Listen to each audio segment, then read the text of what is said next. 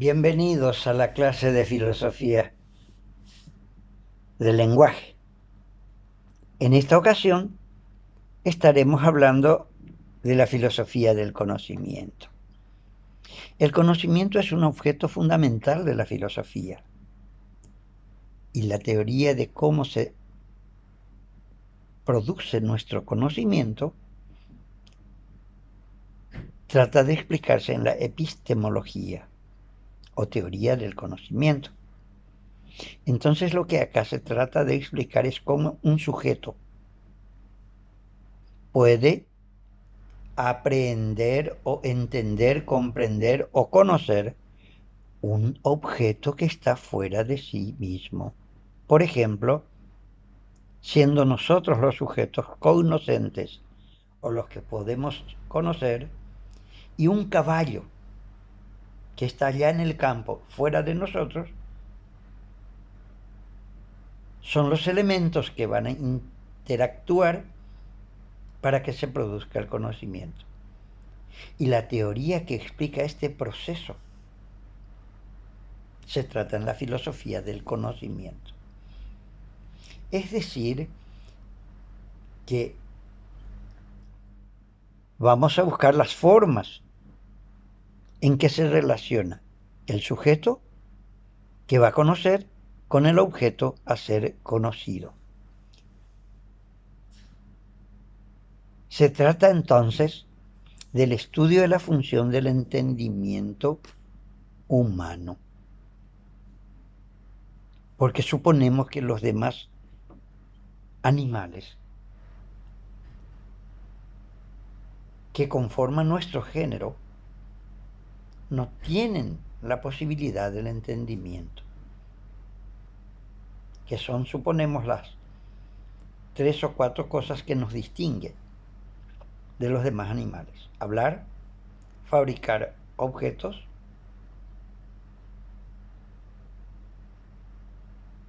razonar y pensar, o pensar y razonar.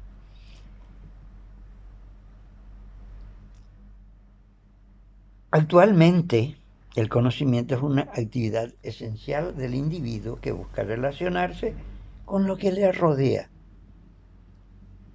¿sí? Para obtener datos sobre ellos.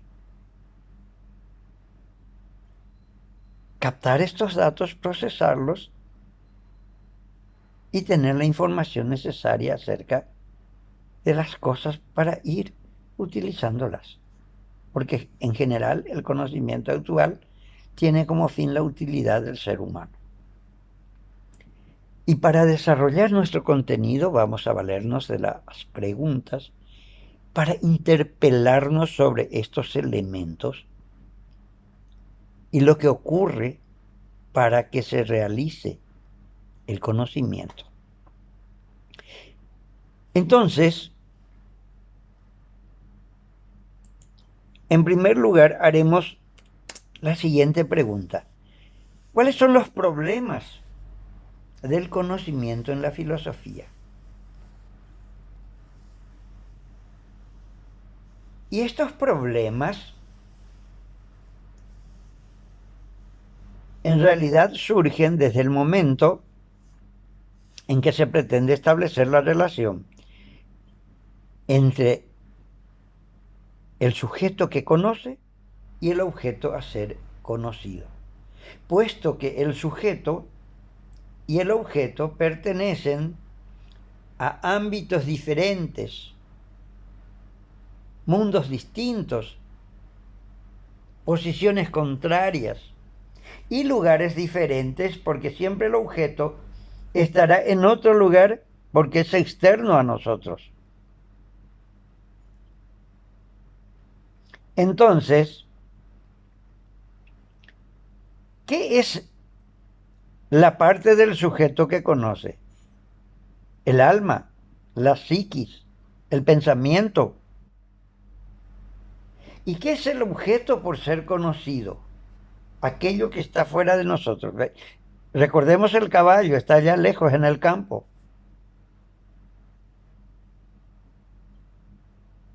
Ahora, hay filósofos que ponen en duda esa existencia misma del caballo, porque piensan que son simples idealizaciones nuestras.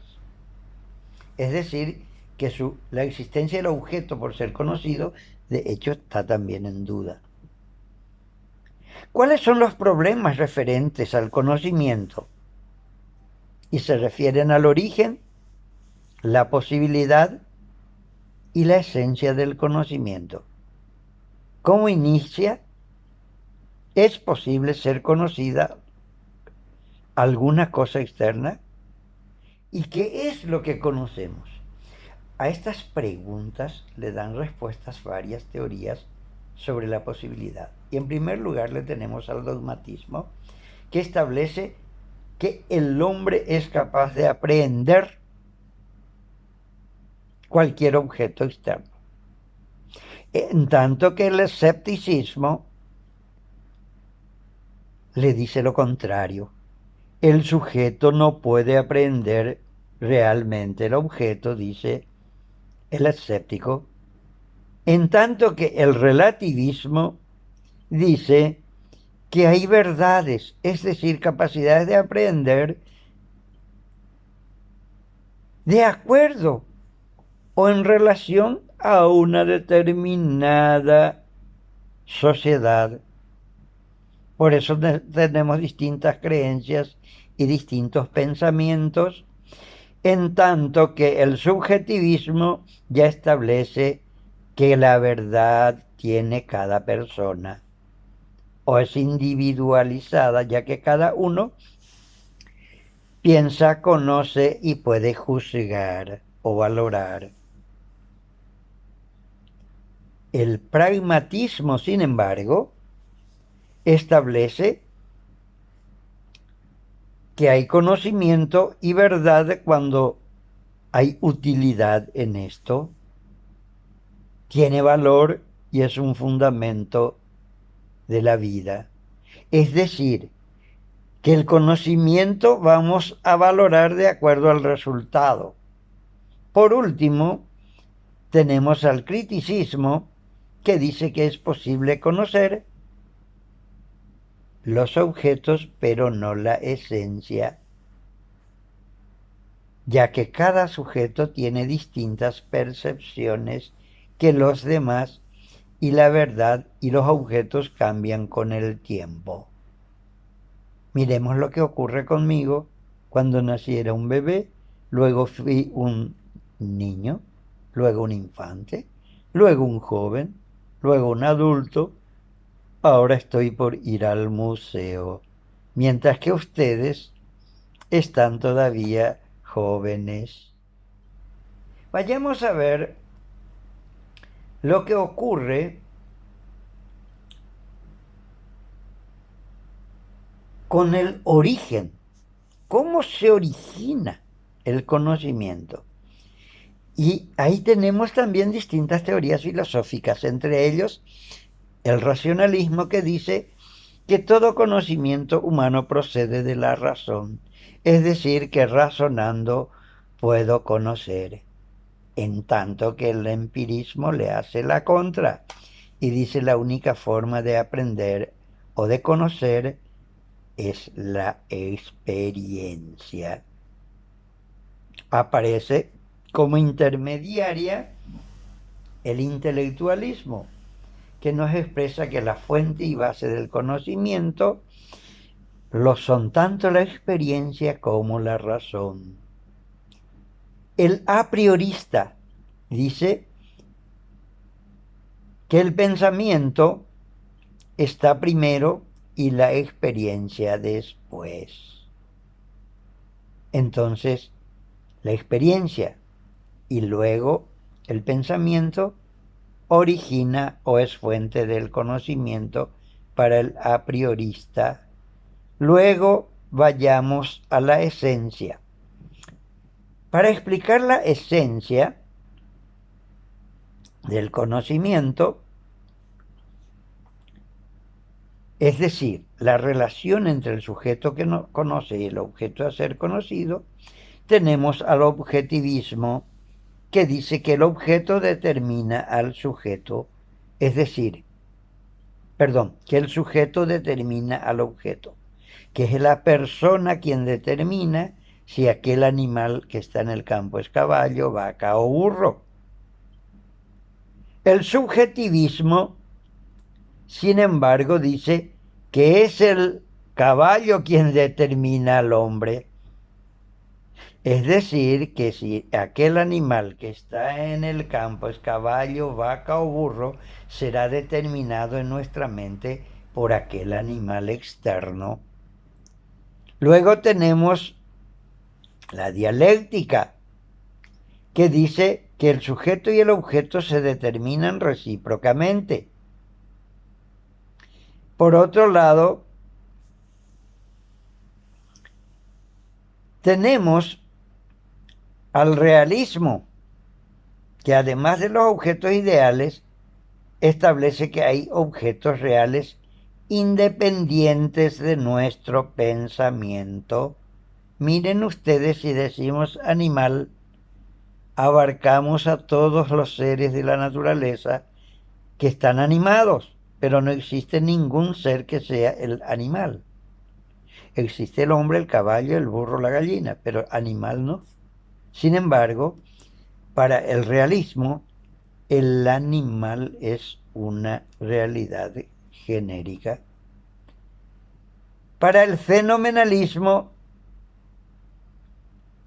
no conocemos las cosas como son en sí, sino como se manifiestan de acuerdo a las sensaciones que recibimos.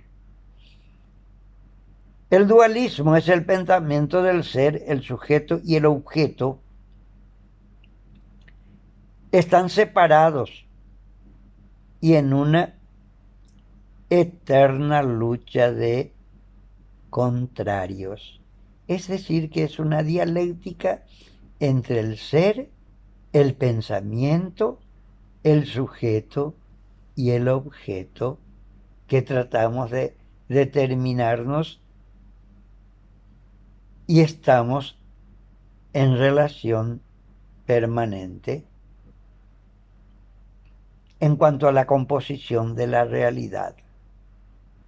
Luego tenemos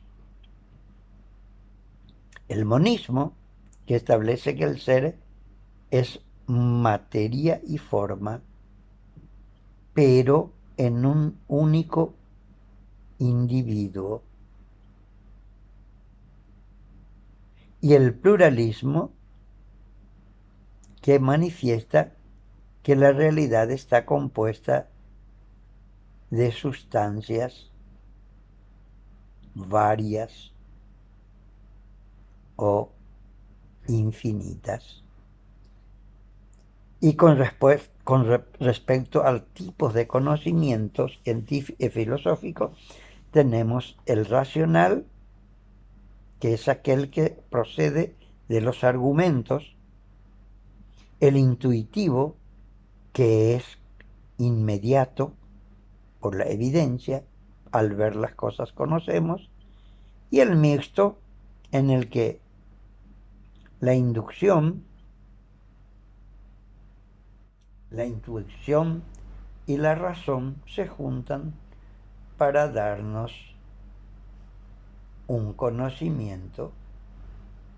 Entonces, ¿cuál es la relación entre el sujeto y el objeto? El materialismo dialéctico muestra el vínculo y la acción recíproca entre el sujeto y el objeto, y que el objeto es la base de esta interacción. ¿Cuál es la realidad objetiva y el conocimiento humano?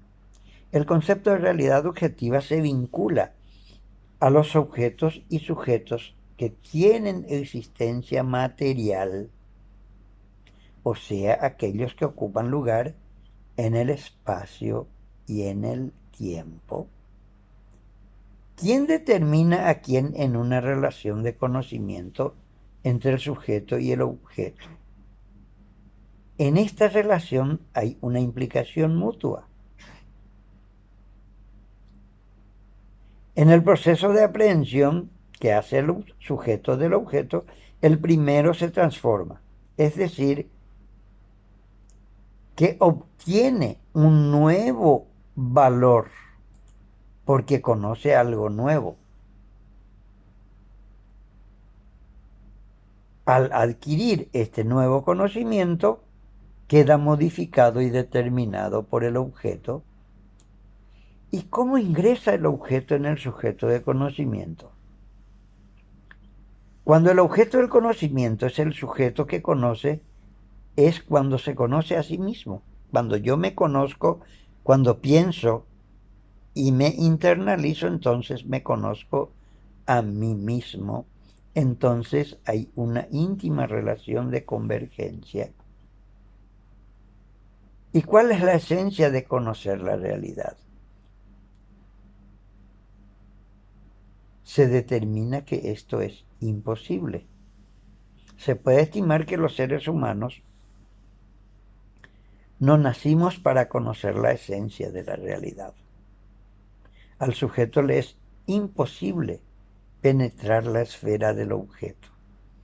Es por ello que la relación de conocimiento solo se puede dar en el mundo lógica, es decir, en el discurso. Y con esto creo que le damos el desarrollo de la primera parte de este contenido que continuaremos en la siguiente clase con el génesis del método científico y los criterios de verdad. Espero que les sea útil.